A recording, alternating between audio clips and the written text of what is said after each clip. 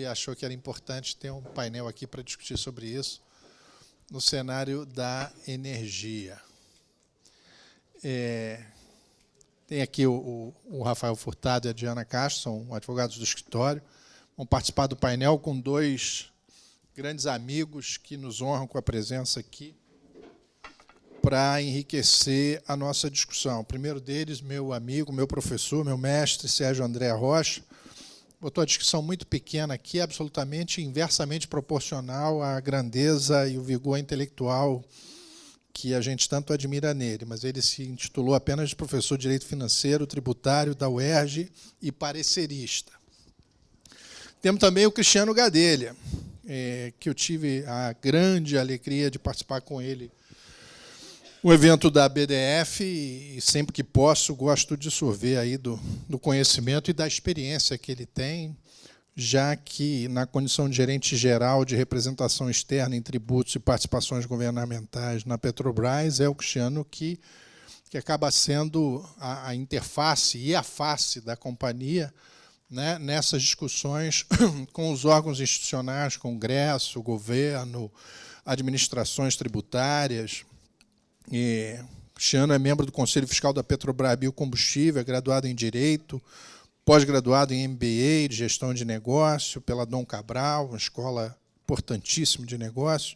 Está na área tributária há mais de 18 anos, tanto em contencioso quanto no consultivo, e é também negociador externo da Petrobras. Entre 2016 e 2018, também teve no Conselho, presidiu o Conselho Fiscal da Braskem, e também foi presidente do Conselho Fiscal da transportadora brasileira Gasoduto Brasil-Bolívia. Na verdade, Bolívia-Brasil, a TBG.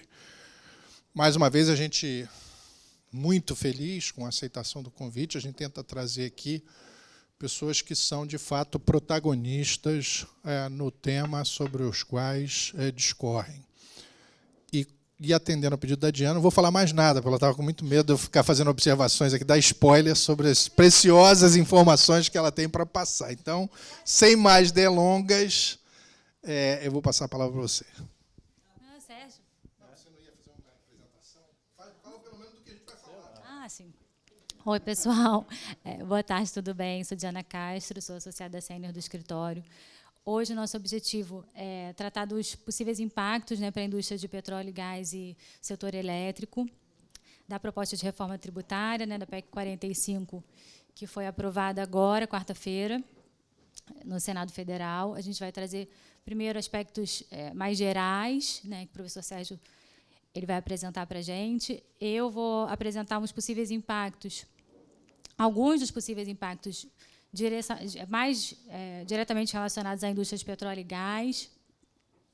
O Rafael Furtado vai apresentar os impactos para o setor elétrico e a gente vai conversar também com o Cristiano Gadelha sobre essa interferência, né, entre as propostas, o que foi aprovado, qual é o impacto para a indústria, como ele tem visto essas medidas.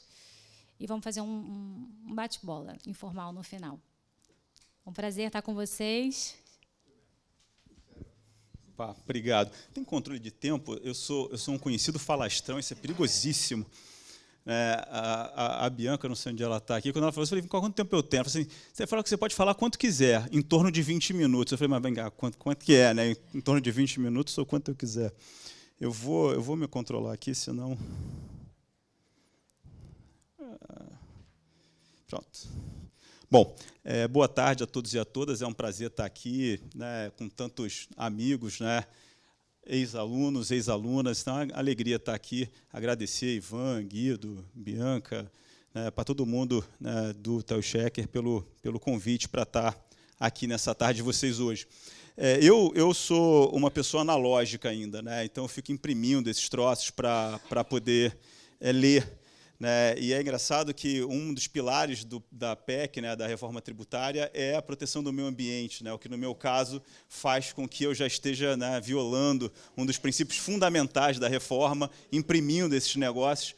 Né, essa minha versão, né, eu falava com o Antônio Carlos, ele falou assim, qual versão é essa? Olha, essa minha versão é a que foi apresentada do relatório inicial do senador Eduardo. Eu falei, então já está um negócio velho.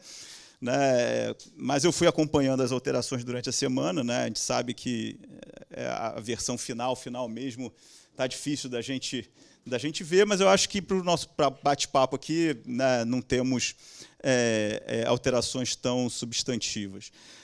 Eu venho falando bastante sobre reforma e eu queria começar chamando a atenção para dois aspectos, né?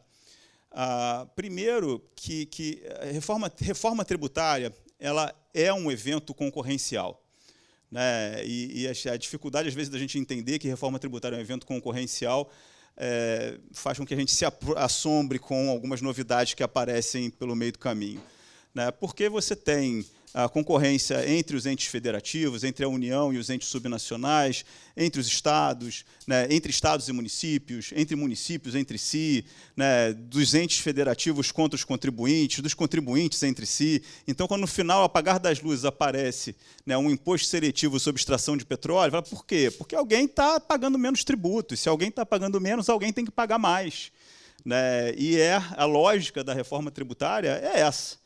A gente, desde do trâmite todo na Câmara dos Deputados, e o negócio se acentuou no Senado, né, logo que a coisa caminhou para o Senado, a dúvida era, mas vamos reduzir, né, as exceções ou vamos expandir as exceções de vez?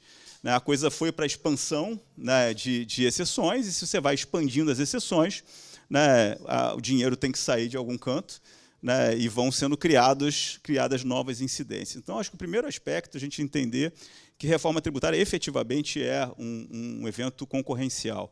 E depois, que reforma tributária é um evento não binário. Assim, ela é boa ou ela é ruim? Ela vai ser boa em alguns aspectos, ela vai ser ruim em alguns aspectos, ela vai reduzir algumas complexidades, ela vai criar complexidades que a gente não está imaginando agora, né? Ela vai acabar com alguns contenciosos, ela vai fazer surgir novos contenciosos. Então, eu lembro que, quando estava aprovando a reforma na Câmara, eu estava viajando, eu tenho um grupo de WhatsApp com a minha mãe e meu irmão. Minha mãe é uma médica aposentada e meu irmão é da área de marketing. Então, assim, nada a ver com... E eles estavam discutindo se a reforma era boa ou ruim e tal, se valia a pena aprovar, o que estava acontecendo, até porque deu essa polarizada na reforma, na reta final, né? E assim, vamos esperar o Sérgio André responder. E eu, vendo aquelas mensagens, sem conseguir falar nada e tal, eu falei, pessoal, mas como é que você responde, né, para uma médica aposentada e um sujeito de marketing em termos absolutos, né, se a reforma é boa ou ruim? Eu falei, pessoal, esquece esse negócio. A reforma ela é um evento não binário, né? A gente não pode ter essas expectativas, né? E muita parte das críticas, então a gente percebe que muitas das críticas são falsas, né? Porque não dá para dizer a reforma é terrível, vai acabar com tudo, é o fim dos tempos. Da mesma maneira que a promessa, né, de paraíso, né? Olha, agora acabou tudo, simplificou completamente, acabou o contencioso. Não existe isso, né? Então, a gente realmente tem que ter uma versão vida real, né, da reforma tributária, né? Entendendo, né, o Ivan falou da minha apresentação, né? Eu sempre me apresento de forma extremamente sucinta, né? Tem umas pessoas que organizam eventos que fazem uma pesquisa própria, e quando eu vejo, elas estão falando 500 coisas de mim, que eu falo, cara, para com esse negócio, eu não quero ouvir esse troço. Mas assim, uma das coisas que são importantes da qualificação que o Ivan mencionou é que eu sou professor de Direito Financeiro e de Direito Tributário. Então, eu estou um pouco dos dois lados. E hoje, a gente só consegue entender, né, o que está acontecendo no lado tributário se a gente entender o que está acontecendo pelo direito financeiro, né, na transição que a gente teve, né, do modelo de ajuste fiscal do teto de gastos para o modelo de ajuste fiscal da Lei Complementar 200, que é o modelo do arcabouço fiscal. O modelo de ajuste do arcabouço fiscal ele é um modelo que dá muita pressão na receita. Então, se a gente tem um modelo de equilíbrio que parte de aumento de receita, não tem jeito, a gente, na área tributária, vai ser confrontado, né, diariamente com mudanças que vão tentar aumentar a arrecadação. Então, essa é a tendência que a gente pode ver para frente, porque é o modelo que veio com a Lei Complementar 200. Então, isso tudo que a gente está, né, acompanhando, primeiro, desde as mudanças no CARF, a tributação das subvenções, ao fim do JCP, né, ou seja, é natural, né, da lógica de ajuste fiscal que a gente adotou, que decorre, em grande medida, pela incapacidade de todos os agentes, né, públicos de trabalharem com despesa. Porque esse governo não quer trabalhar. Mas nenhum governo quis trabalhar com despesa. Né? Corte de despesa nunca foi parte da agenda de ninguém. Né? Não é parte do executivo, não é parte do legislativo. A agenda do legislativo não é uma agenda de corte de despesas também, por mais que, né, legislativo e executivo tenham matizes ideológicos diferentes. Então, no fundo, cortar despesa não é o objetivo. Né? E, diante disso, já que você precisa entregar para o próprio mercado, né, equilíbrio de contas públicas, a tendência é que você busque fazer equilíbrio pelo viés da arrecadação. Então, a gente tem que entender que isso vai acontecer e ver como que a gente, né, vai trabalhar nesse ambiente. Bom, partindo para o projeto em si, né, é realmente estranho, talvez eu acho que um dos principais problemas. A gente, basicamente todos os autores, né, fazem essa referência de que nós temos uma Constituição única no mundo, no sentido de que nenhuma Constituição no mundo tem um sistema tributário detalhado como o nosso. Né? Então, você tem diversas constituições de países, né, desenvolvidos, de democracias mais estáveis do que a nossa, que sequer têm dispositivos tributários na Constituição. A nossa Constituição ela sempre foi extremamente detalhada, né, em termos de aspectos tributários, e a PEC 45 ela quadruplica a aposta no detalhamento constitucional. Né? É um negócio impressionante. A gente tem um dispositivo sobre suco de fruta, né? Porque lá na frente a gente tem, entre as exceções, né, de regimes tributários diferenciados, alimentos, que é uma palavra. O que é alimento? Né? Assim, né, vinho é alimento? Ou seja, o que está dentro do conceito de alimento? Né, já assim. Na melhor das hipóteses, é um conceito indeterminado. O que é alimento? É um alimento para a alma, né? Se a pessoa, né? Inclusive na missa você tem vinho, uma coisa que é o espírito, né? Mas você tem lá e aí você tem um dispositivo na Constituição agora que diz que no conceito de alimento se incluem os sucos de fruta com até tantos %, tal. Um negócio assim, absolutamente insano. O nível de detalhamento, né, que a gente está chegando nessa PEC. Então, a gente vai estar incluindo coisas na Constituição, e cada vez que você inclui uma palavra dessa, inevitavelmente, né, você vai começar a trabalhar com... Vem cá. Né, aquilo, um dos problemas de desenho de sistemas tributários é sempre que você cria um sistema diferenciado, você induz, e se ele for mais benéfico, você induz a quem ficou fora a tentar se encaixar nele. Eu sempre falo isso, eu falo muito para a PFN, para a Receita Federal, que às vezes tentam desumanizar a lógica do planejamento tributário, da economia. Eu sempre digo, olha só, isso é intuitivo. Né? E sempre provoco eles, olha só, imagina que agora tem um DARF de 10 milhões no seu CPF. Se houvesse alguma maneira de você fazer esse DARF de 10 milhões no seu CPF desaparecer, você não faria?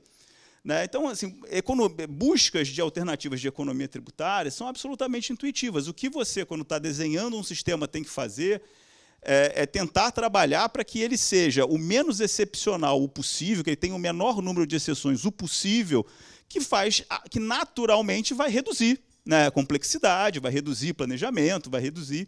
E o que a gente está vendo aqui é pelo contrário, né, uma proliferação de dispositivos, de exceções, e tudo que vai gerar muita dúvida e muita discussão.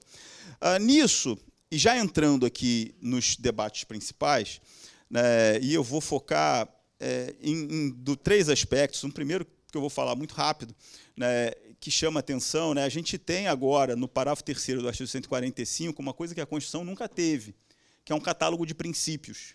Né, porque é interessante que a gente fala muito de direito tributário, é o princípio da legalidade, mas a Constituição ela não tem, nunca teve assim, uma lista de princípios tributários.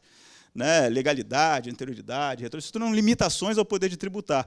E agora o parágrafo 3º ele enuncia princípios tributários. Ele diz, ó, o sistema tributário nacional deve observar os princípios da simplicidade, da transparência, da justiça tributária e da defesa do meio ambiente. Assim, o que é o princípio da simplicidade eu não faço ideia. Né? Eu não sei quem inventou esse troço. É uma coisa que é sem qualquer matiz. É uma coisa, e isso diz muito sobre isso que esse fenômeno que a gente está observando.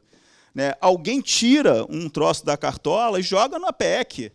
né? E a gente vai ver no que vai dar. Assim, um negócio que a gente nunca discutiu. Se a gente pensar, o princípio da transparência, ok. Assim, transparência realmente ele é um princípio. Ela é um princípio tanto do direito tributário doméstico quanto do direito tributário internacional. A gente, justiça tributária, ok. Mas vejam, agora eu tenho um catálogo de princípios que não fala nada de segurança jurídica, por exemplo. Né? Eu escrevi um texto criticando esse catálogo, dizendo, olha, tudo bem, se a gente tem que ter uma lista de princípios, né, realmente ela tem que refletir os diversos interesses em jogo na tributação. Né? E um dos princípios estruturantes do direito tributário é o princípio da segurança jurídica. Então, se você está ponderando aqui justiça tributária, para mim faria sentido que a gente tivesse o princípio da segurança jurídica, da justiça, né, e que a gente conseguisse ter, porque, por mais que seja um dispositivo que a gente não dá muita bola, porque isso tem repercussões quando você está lá com o auto de infração sendo julgado, quando você está com... Mas espera aí, até agora tem o princípio da justiça tributária. Como que você vai traduzir isso em aplicação, a gente não sabe. Né? E termina com o princípio da defesa do meio ambiente, que eu não consigo, sinceramente, entender o que está fazendo aqui. É lógico que defesa do meio ambiente, a proteção, o meio ambiente saudável para próximas gerações, é óbvio que isso é uma das finalidades constitucionalmente protegidas. Mas daí a você dizer que um dos princípios estruturantes do direito tributário é a defesa do meio ambiente, para mim, também daquelas ideias, em alguém fala, pô, esse negócio está super na moda, carbono, não sei o quê, porra, joga aí que vai ser um sucesso, ESG na PEC, joga isso aí que vai fazer o maior sucesso. Mas é isso, e aí a gente vê uma coisa que vai pautar, né, o sistema pelos próximos 10, 20, 30, 40, 50 anos, e que está vindo desse jeito, porque a gente nunca discutiu o que é o princípio da defesa do meio ambiente no direito tributário. A gente discute tributação ambiental, agora tem todo o debate de carbono, né? O próprio Tal Schecker é um líder nessa discussão, né, de mercado de carbono. Cara, mas como é que você traduz isso? Esse é um ponto que eu acho que está sendo muito pouco discutido, né, porque ele não tem efeitos concretos imediatos, mas é importante. Depois, eu vou passar logo, ver que o tempo ele vai passando assim perigosamente, eu vou passar na sequência para falar daquele que é das mudanças mais assim, criticadas da PEC, que é o dito imposto seletivo. Né? Desde o início eu falei que esse não é um imposto seletivo. Né? A seletividade, como critério de discriminação no nosso sistema, ela sempre foi utilizada tendo como referência essencialidade de consumo mais ou menos essencial, e aí é um critério para você estabelecer incidências diferentes em função da essencialidade do produto, da mercadoria, do serviço. É óbvio que você podia mudar e falar, olha, mas essa seletividade agora é em função de outra coisa, né? É em função do risco. Né? Mas me parece que isso não é bem seletividade. E isso fica mais claro agora na PEC, na versão do Senado, quando lá no parágrafo 6º do artigo 153, ele diz, o imposto previsto no inciso 8º terá finalidade extrafiscal. Né? E é o que eu venho chamando a atenção. Isso não é um imposto seletivo, isso é um imposto extrafiscal. Né, para incidir sobre atividades que tenham externalidades danosas à saúde e ao meio ambiente. Ponto. Né, o imposto extrafiscal. Esse aspecto é interessante também. Vejam que é a primeira vez que a Constituição declara que determinado tributo ele é extrafiscal. Né, a gente teve, inclusive, esse ano, para o setor de petróleo, né, todo o debate envolvendo o imposto de exportação, e dizer, mas ele pode ser utilizado para fins arrecadatórios, não pode ser utilizado para fins arrecadatórios. Eu, desde que iniciou essa discussão, tinha uma posição de meio de caminho, dizia, cara, imposto que não arrecada é leão vegetariano, né? Imposto pode arrecadar sempre. O que você não pode é se valer do regime especial, né, dos tributos extrafiscais para fins de arrecadação. Então, você não pode deixar de respeitar a anterioridade, você não pode deixar de respeitar a legalidade. No caso agora, e eu vou chamar de imposto seletivo, né, porque foi assim que ele foi batizado aí na mídia e tudo, ele é declaradamente extrafiscal, que é uma coisa nova no sistema também.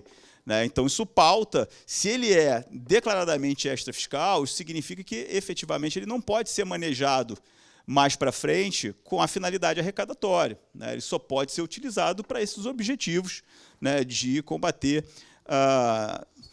ele fala aqui, bens e serviços, né, produção, extração, comercialização, importação de bens e serviços. E aqui volta o meu ponto anterior. O que são bens e o que são serviços, né? A gente dá a volta, dá a volta, dá a volta, e a gente volta aos mesmos problemas, né? Porque aqui a primeira coisa que eu vou perguntar é, mas o que é um bem? O que é um serviço? O que é a comercialização? Né? O que é a comercialização de um serviço? Né? Aqui, e aí, a gente, como eu dizia antes, né, é óbvio que a gente vai ter algum nível de contencioso que não dá para prever ainda qual vai ser. Né? Porque, dependendo do que vier na lei ou nas leis de instituição, né, na lei de instituição desses tributos, a gente pode ter diversas discussões constitucionais, né, tão ao gosto da nossa tradição tributária, né, que é efetivamente ficar buscando definições e conceitos. Né? Se a gente pegar hoje, provavelmente um dos intangíveis que mais gera danos à saúde são as redes sociais. Né? Eu consigo tributar plataformas de redes sociais com base no imposto seletivo? Né? Teve tanta preocupação com a extração de petróleo, mas hoje uma rede social mal calibrada, ela tem uma externalidade negativa para uma sociedade, uma democracia muito maior do que uma extração de recursos minerais bem conduzida. Né? Então, mas está dentro disso aqui, é uma discussão que a gente vai ter que encarar para frente, não tenho a menor dúvida. Né? Como eu já falei algumas vezes, né, agora, já mais para o fim, a gente teve a introdução desse tributo na extração. É lógico que ele é contraditório com a própria proposta né, do imposto seletivo, né? Porque aqui ele não está efetivamente atuando de forma extrafiscal. Para mim é muito claro, dentro daquela premissa que eu coloquei no início, de que reformas tributárias são fenômenos concorrenciais, né, de que na briga por quem vai pagar menos, sobrou para o setor de petróleo. Hoje, além do setor de petróleo, a gente tem 3 grandes setores, né, que, se bobear, ficam com a conta. Né?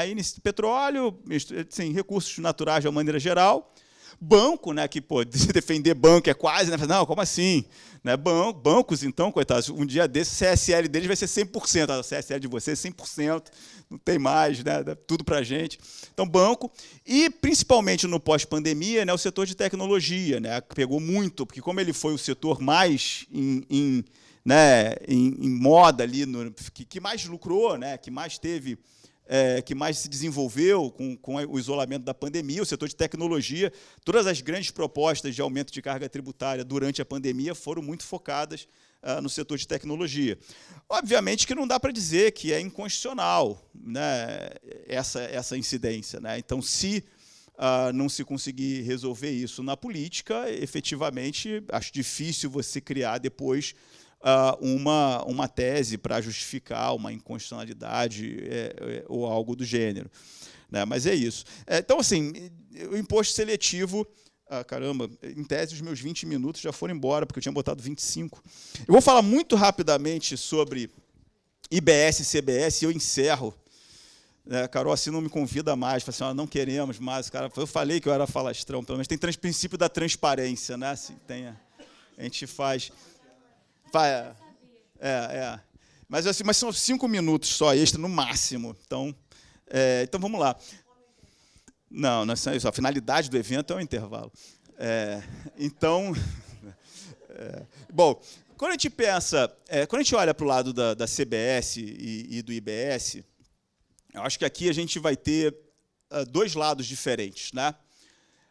Por mais que eu acho que os nossos próximos anos vão ser um inferno, também depende da perspectiva. Né? Eu acho que para quem emite nota fiscal com isso vai ser bom. Eu acho assim, para as empresas vai ser um período agitado. Para quem está do outro lado da nota fiscal, vai ser interessante, assim, aquelas TEDs e tal, ou seja, vai ser um momento que tende a ser produtivo, né? Aumentar aquelas metas, né, e tal.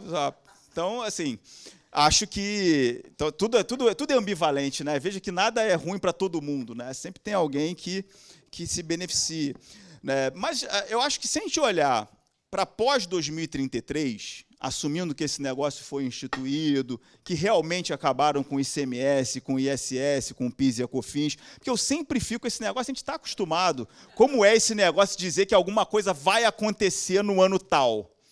Aí chega lá para frente, vem os municípios e falam assim, pô, veja bem, não está tão complicado, vamos deixar um ISSzinho residual um pouco mais aí e tal. A gente já acostumou a ter, não vai me surpreender nada se a gente virar 2033, pelo menos com o ISS, que é um impostinho que fica ali, né, coisa nossa, coisa local, do município, né, ou que, de repente, os prazos sejam esticados, porque o fundo, eu dizia, esse negócio tem dois lados, né? Tem o lado dos contribuintes, que me parece que pós-2033 ele melhora da perspectiva de gestão. É lógico que para alguns setores isso vai significar que eu tenho uma carga tributária maior, para outros setores vai significar que eu tenho uma carga tributária menor. Isso é uma questão de conta e do quanto, ou seja, você vai ter uma transferência disso para o preço relativo das mercadorias e dos serviços, e a grande discussão é o quanto que você consegue transferir isso para o seu cliente, para o seu consumidor. Né? Você pega um advogado do porte do Ivan, não vai ter problema nenhum de falar, olha, IBS, CBS é de vocês e tal. Um parecerista modesto, servidor público estadual como eu, posso já ter uma certa dificuldade, falar, não, isso aí é com vocês e tal. Então, toda a discussão, me parece, hoje é essa, assim, o quanto isso passa para adiante ou não. Né? Em tese, como todos os nossos serviços seriam creditáveis, né, seria facilmente transferível no preço, mas, infelizmente, na vida do prestador de serviço, a gente sabe que não é exatamente assim que funciona. Então, pode ser que a gente acabe ficando mesmo, né, com alguma carga tributária. Agora, do lado das administrações fazendárias, eu não sei ainda como esse negócio vai funcionar. Porque é meio que um tributo sem dono, né? Na verdade, ele tem um dono, que é o tal Conselho Federativo, mas... E aí você tem essas promessas meio Woodstock na PEC, né, que as administrações fazendárias de estados e municípios, as procuradorias da fazenda dos estados e municípios, que todo mundo agora tem que, né, se comportar de uma maneira meio uniforme. Né? E uma das dificuldades é que, pela estrutura da PEC, né, a CBS e o IBS tem que ser a mesma coisa, né, porque a lógica toda era que tivesse um imposto único. Né? Mas como que você traduz isso no contencioso? Né, porque isso não está claro na PEC ainda, né, porque, em tese, imagina, você faz uma consulta sobre IBS para o Conselho Federativo e faz uma consulta sobre CBS para a COSIT. Né, se você não tiver alguma maneira de garantir que as respostas vêm iguais, né, essa né, equivalência entre os tributos pode ir se distanciando. A mesma coisa, você está discutindo uma questão de IBS na Justiça Estadual e está discutindo uma questão de CBS na Justiça Federal. Né? A PEC diz que, olha, lá em cima é o STJ que vai unificar. Então, em algum momento no tempo, você deve ter uma coisa que seja equivalente. Mas será? Até lá a gente vai ficar como? Né? Então, assim, e aqui até os meus 5 minutos já estão acabando, eu vou encerrar. Eu detesto ser um orador, né, desrespeitoso com quem vai falar depois de mim. Né, espero que esse apanhado inicial tenha sido minimamente útil. Tem muita coisa que a gente pode conversar depois.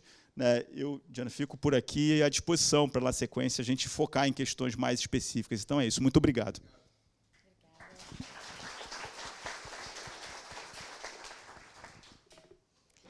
Bom, pessoal, agora a gente vai tratar de alguns impactos para a indústria de petróleo e gás. Primeiramente, só para todo mundo ficar na mesma página, como é que está a tramitação da PEC no Congresso? A PEC 45 ela foi de iniciativa da Câmara dos Deputados, então foi aprovada pela Câmara.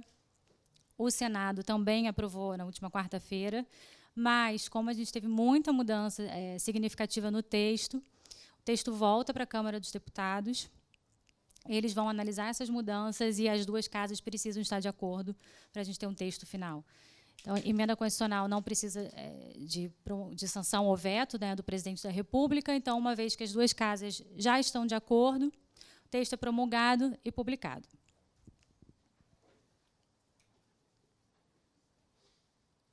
A gente trouxe uma comparação entre o texto que foi aprovado na Câmara dos Deputados e esse texto aprovado agora no Senado, porque a gente teve mudanças significativas para a indústria de petróleo e gás.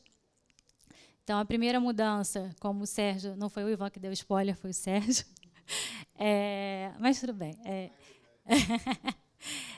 O imposto seletivo, nada é tão ruim que não possa piorar. Então, no início, na Câmara dos Deputados, a gente tinha previsão de um imposto seletivo sobre a produção, comercialização ou importação, né, dos bens e serviços que seriam prejudiciais à saúde e ao meio ambiente, e uma possibilidade de alteração de alíquotas pelo Poder Executivo. Já no Senado, a situação piora um pouco, né, porque a gente tem a inclusão da extração como uma das hipóteses de incidência do imposto seletivo. E, inclusive, no relatório do senador Eduardo Braga, ele diz expressamente que a intenção ali é tributar extração de petróleo e gás e o minério. Mas, por outro lado, a gente também tem uma previsão de incidência única do imposto seletivo. Então, lá na Câmara dos Deputados, aquele texto original, ele previa incidências múltiplas.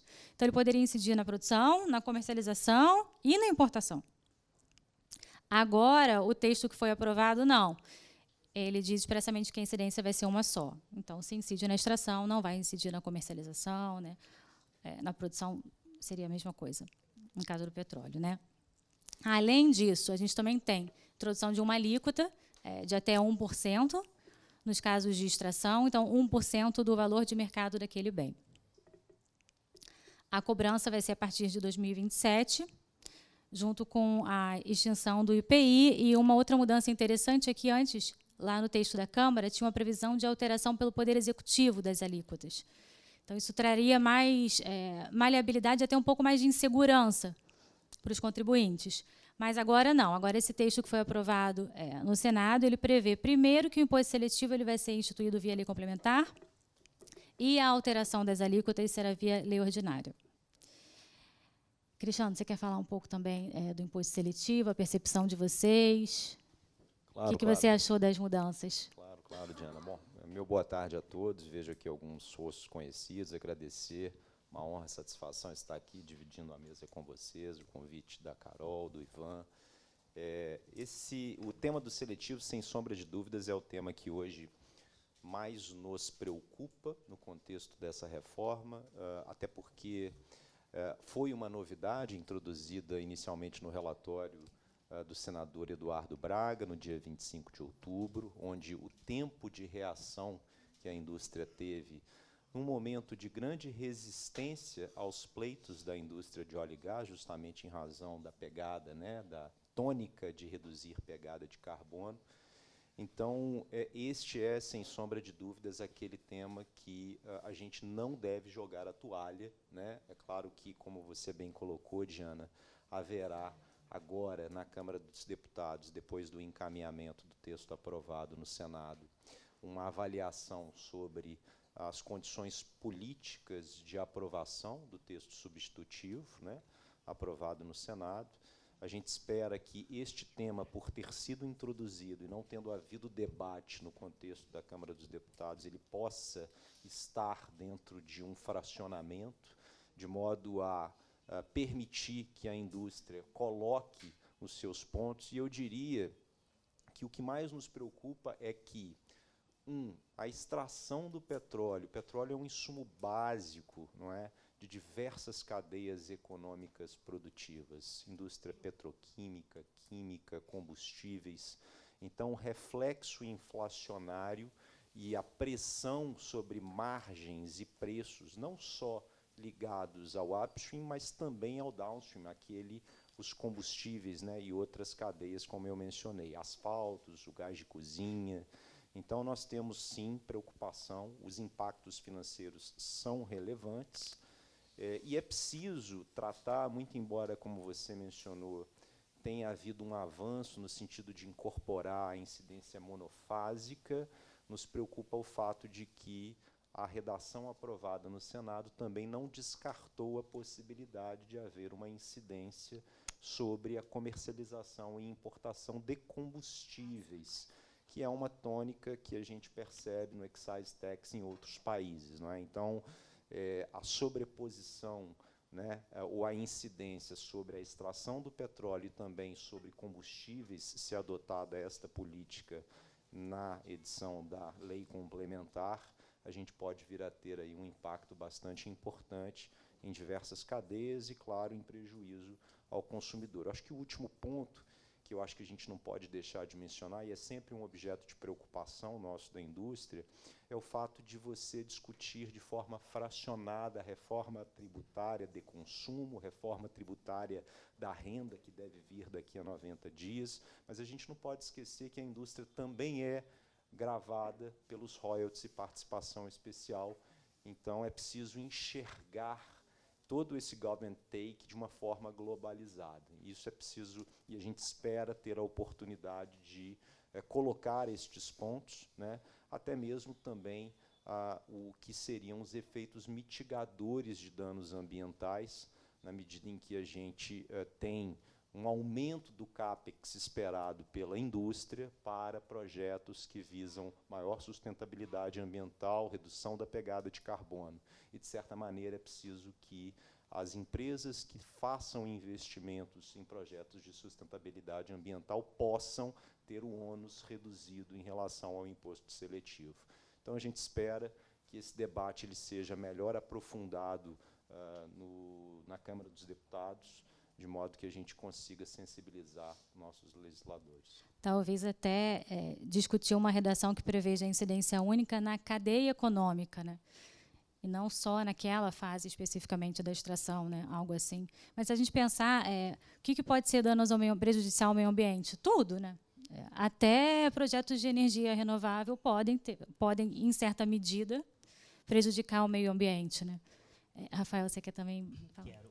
Em relação ao imposto seletivo, a gente viu muita preocupação do setor elétrico, porque na versão aprovada pela Câmara, como falava que poderia ser instituído um imposto seletivo sobre serviços prejudiciais ao meio ambiente, como você colocou, esse conceito é um pouco amplo, então poderia até mesmo pegar algumas fontes tidas como limpas, mas que, de certa forma, geram algum impacto ao meio ambiente. 92% da energia, da energia gerada no Brasil, ela é considerada de uma fonte limpa de energia, não seria uma fonte poluidora. Então, você teria 8%, que basicamente são térmicas a carvão. Então, na versão aprovada pela Câmara, então, seria possível para o legislador futuramente ter dois caminhos. Ou ele podia falar, olha, o setor de energia já é como setor não prejudicial ao meio ambiente, dado que é majoritariamente, quase predominantemente, energia renovável, já estamos vendo um caminho de, inclusive, aumentar a energia renovável e a energia limpa, e não instituir imposto seletivo. Ou ele podia adotar outro caminho. Ele poderia falar assim, não, justamente para incentivar que fique com 100% de energia limpa, poderia instituir, por exemplo, imposto seletivo sobre térmica a carvão. No Senado, isso mudou, porque no Senado está previsto expressamente que não cabe o imposto seletivo sobre a energia. Então, da forma como o legislador optou por fazer no Senado, não caberá o imposto seletivo nem mesmo sobre fontes que não sejam tão renováveis. É interessante a gente ver uma coisa, né, alinhada ao que eu falei antes, né? Por que estão chamando esse imposto de imposto seletivo, né?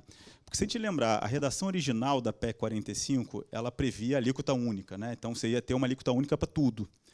O imposto seletivo, que vem daquele modelo, ele servia para você poder estabelecer alíquotas diferentes para alguns setores, sem quebrar a estrutura da PEC original, que era a alíquota única. Por isso que ele veio chamado de imposto seletivo. O que a gente está vendo é que ele até então assim, ele agora está estranho, porque ele nasceu para ser um instrumento para eu poder tributar alguns setores de forma diferente, sem quebrar a lógica da PEC original, que era a mesma alíquota. Em algum momento, essa lógica original se perverteu, com esse monte de tratamento diferenciado que foi sendo incluído, né, mas permaneceu o seletivo, e aí agora com essa face dúplice, né, porque ele quer ser mais extrafiscal. Nesse caso, né, da extração, ele claramente não é extrafiscal, ele está sendo colocado ali para arrecadar. Né? Então, isso é a dificuldade que a gente vai ter de lidar com o imposto, porque ele nasceu para ter um perfil e foi, né, tendo outro, e agora está, né, perdido, né, sem uma caracterização clara. Mas até, Rafael, essa previsão de não incidência na energia elétrica, isso também pode ser revertido na Câmara de Deputados. Tudo é possível. Bom, vamos continuar. Além dessa mudança, uma outra mudança polêmica assim, para indústrias petróleo e gás em relação aos regimes aduaneiros especiais. Então, na redação que foi aprovada na Câmara dos Deputados, a redação era bem tímida, né? Uma previsão de delegação à lei complementar para prever hipótese de diferimento do IBS e da CBS nos casos de regimes aduaneiros especiais, e essa expressão diferimento é muito perigosa, porque, a princípio, se a gente usar o conceito que a gente tem de diferimento, é só uma postergação, né? Não é uma isenção da tributação. Então, a gente teve um avanço nesse caso, porque a redação que foi aprovada no Senado Federal, ela previu não só a hipótese de diferimento, como desoneração, então, bem mais ampla, desoneração de IBS e CBS, aplicáveis a regimes aduaneiros especiais. Mas, assim, a gente tem um avanço, mas a gente ainda tem uma zona de insegurança, porque a gente tem uma delegação para a lei complementar. Então, para a indústria de petróleo, a gente não tem como ter certeza ainda, né, e aí vai também da indústria, do IBP, de discutir com o Congresso, para que essa lei complementar ela preveja expressamente não só Repetro, né, entreposto aduaneiro, o DAC, todos os regimes aduaneiros especiais que são utilizados pela indústria, de um modo geral. Mas aqui a gente tem uma discussão, porque o Repetro Exped, tudo bem, ele é um regime aduaneiro especial, mas ele também, e principalmente o Repetro Industrialização, ele tem um braço de regime tributário.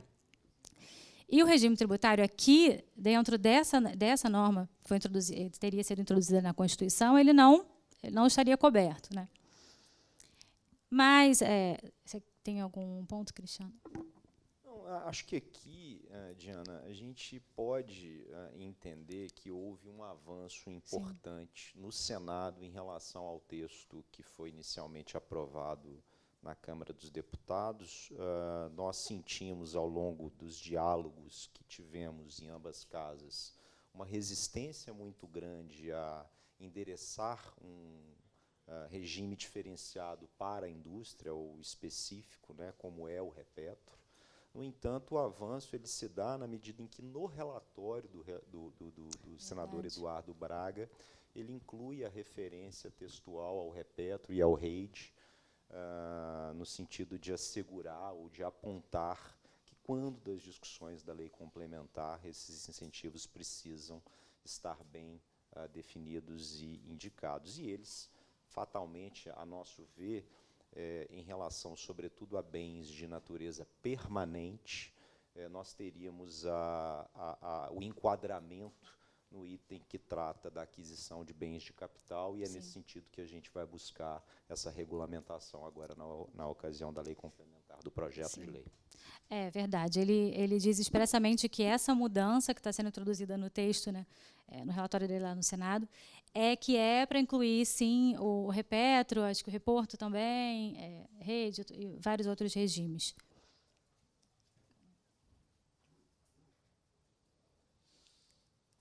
Além... aí agora você que deu um spoiler, Cristiano. Além dessa previsão dos regimes aduaneiros, a gente tem também uma previsão de desoneração de bens de capital. Aqui, no primeiro momento, a redação da Câmara também era um pouco mais tímida, delegando a lei complementar para estabelecer a forma como seria reduzido esse impacto do IBS, né, e da CBS sobre a aquisição de bens de capital. Eu acho que aqui a gente tem um grande avanço, né, Cristiano, no Senado. A redação ela vem bem mais detalhada. Então, uma previsão de delegação à lei complementar para regulamentar a forma de desoneração. Então, não é mais uma redução dos impactos do IBS e da CBS, é uma desoneração da aquisição de bens de capital. E, inclusive, com hipóteses de implementação dessa desoneração. Então, houve crédito integral e imediato do imposto, diferimento, ou redução em 100% das alíquotas do imposto. Então, nesse caso, essa mudança foi bem favorável. Desculpa, Cristiano. Esse é um comentário breve. A gente tem uma regra na nossa lei de diretrizes orçamentárias, já há muitos anos, né, que diz que benefícios fiscais não podem ter prazo superior a 5 anos. Essa é uma regra que sistematicamente foi sendo descumprida, né? E quando a gente pega lá o artigo 14 da Lei de Responsabilidade Fiscal, diz que a renúncia de receita tem que observar a LDO. Isso vem sendo sistematicamente descumprido, mas eu ouço que existe uma preocupação maior da Procuradoria da Fazenda, dos órgãos que revêem os projetos de lei com essa regra. Digo isso porque talvez seja relevante ter atenção não só na lei complementar, mas, eventualmente, de se discutir alguma coisa, alguma alteração na LDO, porque a gente sabe que 5 anos, para os benefícios de alguns setores, não é um prazo suficiente. Né? Então, que talvez te fosse interessante também ter atenção para isso, porque pode ser que isso seja algum empecilho na frente numa discussão nova de Repetro e de outros incentivos que precisem de prazo mais alargado. Perfeito a colocação, professor Sérgio. Eu diria também que nós estamos atentos e muito preocupados, não só por ocasião da discussão de lei complementar, mas dado que há, na transição entre tributos descontinuados e novos tributos, uma escala gradual de implementação do IBS, e a CBS, por outro lado, já é implantada já em 2027, preocupação quanto à manutenção do Repetro no nível estadual, na medida em que ele depende da própria lei instituidora do Repetro em nível federal. Então, fatalmente, essa discussão acerca da transição e da manutenção do incentivo na proporção do IBS, que passa a ser tributado a partir de 29, naquela escadinha, e, consequentemente, a redução no impacto do ICMS é uma preocupação que a gente terá, em certa medida, já no próximo ano, com a rediscussão do Convênio 3 de 2018. Até porque a previsão, né, Cristiano, da regra geral, com a transição, você ir reduzindo gradativamente os incentivos, né, e os benefícios fiscais também. Claro, compensando o contribuinte, mas essa redução ela está prevista nesse texto. Bom, vamos passar para o próximo desafio. A contribuição estadual sobre produtos primários e semi-acabados também. Já estamos vendo 20 minutos. A contribuição estadual também vejo como um avanço, né, Cristiano? A redação original está bem pequena, né, gente? Assim, não dá para ler. Mas essa redação original, ela autorizava os estados que tivessem instituído fundos, né, fundos estaduais para reduzir benefícios fiscais acho que era até 30 de abril, né, 30 de abril de 2023, eles poderiam instituir contribuições sobre produtos primários e produtos semi-acabados. E essas contribuições poderiam ser instituídas até 2043. Essa redação deixou a indústria bem preocupada, porque realmente é um conceito bem amplo, mas agora, no Senado, a redação foi bem restringida. Na verdade, a gente tem uma outra redação no meio do caminho. Assim, o primeiro relatório do Eduardo Braga, ele praticamente extinguia essa previsão, né, não tinha mais essa contribuição, mas aí uma pressão dos estados, acho que principalmente Mato Grosso do Sul, Goiás, ele reintroduziu esse artigo no texto da PEC 45, mas com uma nova modelagem. Então, agora, tem uma autorização aos estados para instituir essa contribuição, mas essa contribuição está vinculada a fundos que existam até 30 de abril de 2023, mas que sejam destinados a obras de infraestrutura e habitação. Então, a gente entende que essa restrição ela já não alcançaria, por exemplo, o FOT, né, que a gente tem aqui no Rio de Janeiro. alcançaria outros fundos, como esses que existem lá em Goiás, Mato Grosso do Sul, mas não necessariamente aqui o nosso fundo orçamentário temporário. Quer comentar? Eu acho que é isso, até em benefício do tempo, Diana, apenas dizer que nós nos atentamos, durante a tramitação do texto da PEC, diversos projetos de lei em assembleias legislativas foram apresentados, incluindo no Rio de Janeiro, buscando criar fundos que viessem a custear obras em infraestrutura e habitação. O pessoal não perde tempo. Captar. Então, de fato, a crítica que já existia ao texto aprovado na Câmara dos Deputados era para que houvesse a inclusão ou a manutenção, melhor dizendo, como foi colocado no texto aprovado na quarta-feira, desse limitador de 30 de abril. Então, isso também foi importante, assim como você falou, os 3 requisitos melhor endereçados no texto do artigo 136. Sim.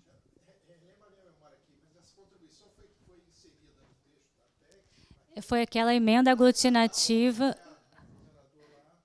Sim.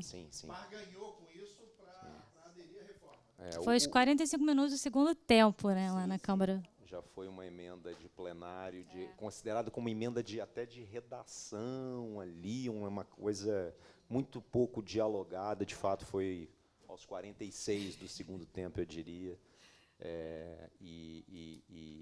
Acho que os fundos ali, o FETAB no Mato Grosso, em Goiás, você tem diversos fundos que custeiam aí essas obras, né? Então, a gente enxerga esses estados como mais impactados, não aqui.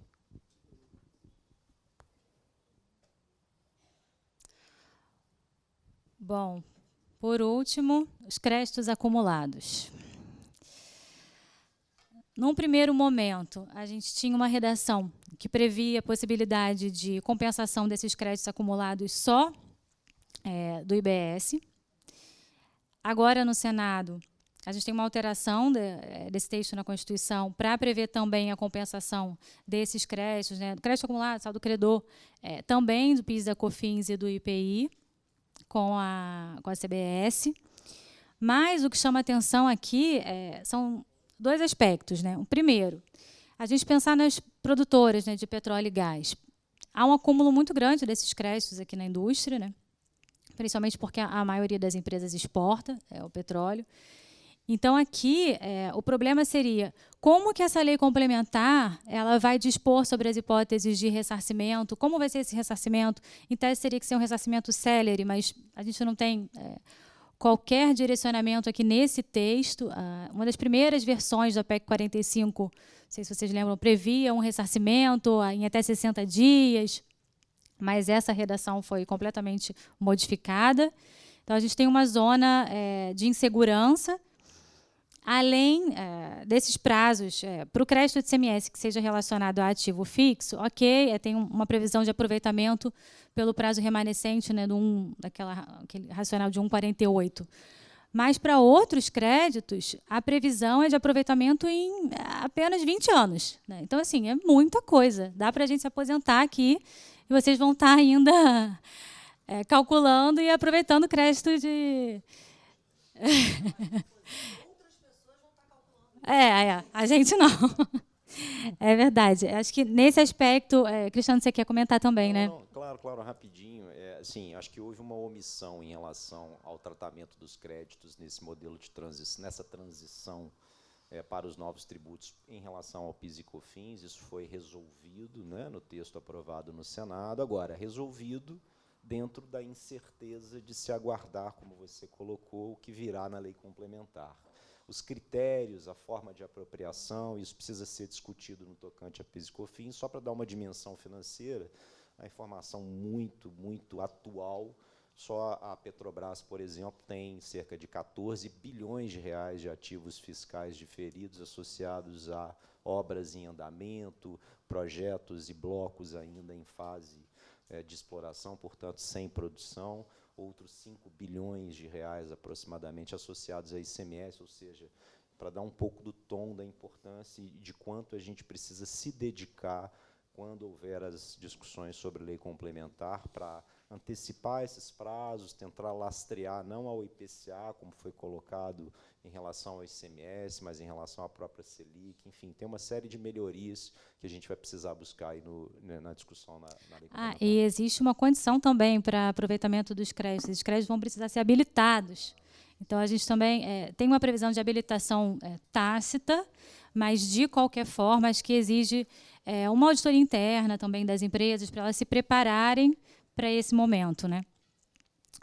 Rafael, você quer falar também sobre... Não sobre os créditos, sobre mais impactos para o setor elétrico? O que é bom de falar por último, que a gente pode fazer referência ao que já foi falado, só para evidenciar quais são as diferenças e os pontos de aproximação, e com isso a gente ganha tempo. Uma das muitas coisas que eu achei interessante que o Sérgio André Rocha falou foi que o impacto da reforma tributária não é binário. Então, no setor elétrico, isso é bem claro o que está acontecendo. A gente não pode dizer que está sendo bom ou ruim, e nem que tem ganhadores ou perdedores. Os impactos estão sendo muito diferentes. Então, pelo que a gente tem conversado com os clientes, e é importante esclarecer que aqui no Brasil, a gente tem basicamente 3 tipos de empresas que atuam no setor elétrico. A gente tem as transmissoras, que são aquelas que, como o Brasil é um país muito continental, ele é grande e o sistema interligado, precisa construir linhas de transmissão ligando todas as regiões do Brasil. Só que isso é definido pelo governo, qual a rota, qual vai ser feita, e ele faz um leilão. Então, essa empresa que quer entrar nesse leilão, ela fala, vou construir essa linha de transmissão que você quer, pelo valor de remunerar de X reais. Esse X reais é a tal da RAP, Receita Anual Permitida. Então, cada empresa vai me dar, eu quero uma RAP de 100 milhões, outra de 120 milhões. E a RAP, ela é definida líquida de tributos. Então, sendo ICMS, sendo IBS, sendo PIS/COFINS, não vai mudar a receita da transmissora. Isso vai ser repassado para o consumidor final, porque a RAP compõe a RAP tem um cálculo super complexo, mas no final ela vira tarifa regulatória que a gente paga na nossa conta de luz no final. Então, para a transmissora, essa mudança de tributo não tem tanto impacto. O que pode também ter impacto, e aí tem a ver com essa questão dos créditos acumulados, e é o CAPEX, né, o custo de eu construir aquela linha de transmissão. Como é o próprio governo, e ele quer uma RAP baixa, essas linhas de transmissão elas já vêm com a previsão de que você vai conseguir o rate. É até diferente dos outros setores. Normalmente você tem que pedir, fazer um monte de coisa. Transmissora não, você já tá, é um rate mais fácil, você já ganha o rate. Então você já compra tudo sem PIS/COFINS. Então, assim, a tendência é quando você se acontecer um período de transição, você pode ter essa discussão, olha, vou pagar, vou acumular o crédito, mas também subentende que não vai ser afetado, especialmente porque sempre que tem desequilíbrio econômico-financeiro nessa concessão, você vai ter uma revisão da RAP. Então, assim, ainda que aumentasse os tributos envolvidos no CAPEX, você vai ter uma revisão da RAP. Bom que a sócia de regulatório já chegou, Débora Inácio, qualquer coisa ela me corrige se falar errado, de revisão de tarefa regulatória. No âmbito das geradoras de energia, a gente vai ter a gente pode dividir o grupo das geradoras em 2 categorias. O que a gente gosta de chamar de geração centralizada, que é centralizada em grandes centrais hidrelétricas, complexos eólicos, solares, hidrelétricas, ou distribuída ao longo da rede. Então, grave esse nome de geração distribuída, que é esse que vai gerar impacto para a gente. A geração centralizada, que eu comercializo a energia, o que a gente viu de discussão das pessoas estarem preocupadas, além dessa questão do crédito acumulado, é qual seria a alíquota do ICMS. Isso até se o professor Sérgio quer falar depois, porque assim, teve uma discussão muito grande, todo mundo deve ter acompanhado, qual o ICMS na conta de luz. Né? Os estados cobravam 29, 30, 32, depois o Supremo, depois de uns 20 anos, decidiu que só podia ter cobrado 17, 18, 19. Então os estados diminuíram essa alíquota. Então a gente fica na dúvida, olha, mudou ICMS para IBS e CBS. Então assim, pelos mesmos motivos constitucionais que o Supremo decidiu, tem que ser uma alíquota menor. Vai precisar também estar sujeito a um regime mais benéfico só porque mudou o nome, porque é um novo tributo, não aplica aquela regra de que tem uma alíquota menor. Então, assim, em diferentes perspectivas, e o setor elétrico, as associações estavam pleiteando que o Congresso Nacional se sensibilizasse de que deveria ter uma alíquota reduzida para a energia elétrica. Mais uma alíquota diferenciada, contrastando com a reforma. E um caso era emblemático para mostrar sobre isso, que existe uma coisa chamada tarifa social de energia elétrica. Assim, para as famílias de baixa renda, que estão cadastradas como baixa renda, que tem pouco consumo, tem todo um cadastro que você paga menos energia. Então, qual que era o argumento? Olha, pelo menos para esse cadastro, essa tarifa que você já tem um controle que é menor, para esse a alíquota deveria ser isento, deveria não pagar tributos. A proposta do governo era, não, eu vou cobrar, depois eu dou um cashback, depois eu devolver os tributos. E aí, a gente pode afirmar o seguinte, olha, um cashback perfeito, ele vai dar o mesmo efeito da isenção.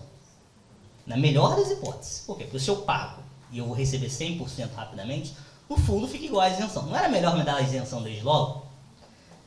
E aí, talvez, por uma resistência política de não querer dar isenção, se criou um meio termo.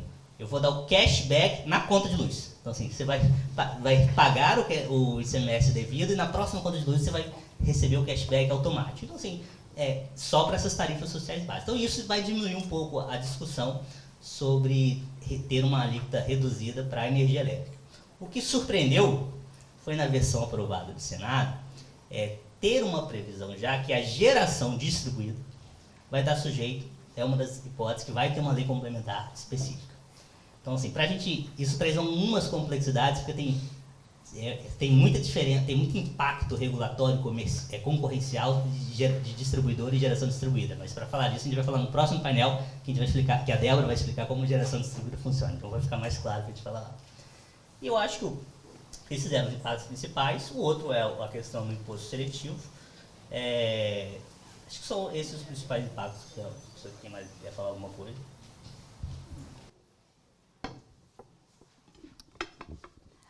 Acho que vale só a gente mencionar, como aqui o foco era mais a IP, mas vale só a gente fazer uma observação que a gente também teve uma mudança positiva, né, Cristiano, nesse relatório, em relação aos combustíveis, a tributação dos combustíveis, uma previsão de regime diferenciado, uma previsão de alíquota por unidade de medida, incidência monofásica. Quer comentar também um pouco, por favor? Claro. Eu acho que também foi um grande avanço no comparativo Câmara e Senado. No downstream, nós vivemos, no ano passado, a edição das leis complementares 192 e 194. Elas trouxeram a regulamentação, enfim, da emenda constitucional 33, e adotou-se, desde o primeiro semestre desse ano, a monofasia para os combustíveis, não é? A monofasia com alíquota de REN, uniforme em todo o território nacional. Isso é muito importante e houve, durante diversos períodos e momentos, durante a tramitação dessa reforma, até agora, no fechamento do Senado, riscos de retrocesso em relação à definição da alíquota de REN. E por que ela é importante? Porque, com alíquotas diferenciadas entre os estados, você vê e enxerga o uso desta tributação distinta e diversos agentes no mercado de distribuição se valendo disso para, de maneira a sonegar imposto, evitar a tributação sobre meios pouco ortodoxos, né? Então, acho que com a alíquota uniforme você fecha essas portas, você também evita um efeito bastante danoso para o mercado, que é a de retenção de recursos, fruto de retenções de imposto a maior em relação àquilo que é praticado na venda final ao estado de consumo, né? Com a alíquota uniforme, e uma vez endereçado isso, ou seja, assegurado na reforma, na vigência do IBS, que ele será também para o mercado de combustíveis e lubrificantes monofásico e com alíquota de REN, necessariamente esses riscos eles deixam de existir. Então, também foi uma grande conquista. Nós tínhamos até o relatório apresentado a garantia da monofasia, mas não tínhamos a garantia do ad rem, e é preciso que seja ad rem, porque, do contrário, a variação ela não vai ocorrer na alíquota, mas ocorreria na base de cálculo, na definição dos preços médios ponderados finais para os combustíveis. Então, é importante destacar isso. Acho que também para a indústria, olhando para o downstream, essa foi uma grande conquista no texto aprovado no Senado. Pessoal, vocês têm alguma pergunta? Todos querem tomar café, eu acho. Bom, agradecer a participação do professor Sérgio, do Cristiano. Acho que foi bem legal assim, ter uma outra visão, né, sobre essas mudanças. E vamos tomar café, né?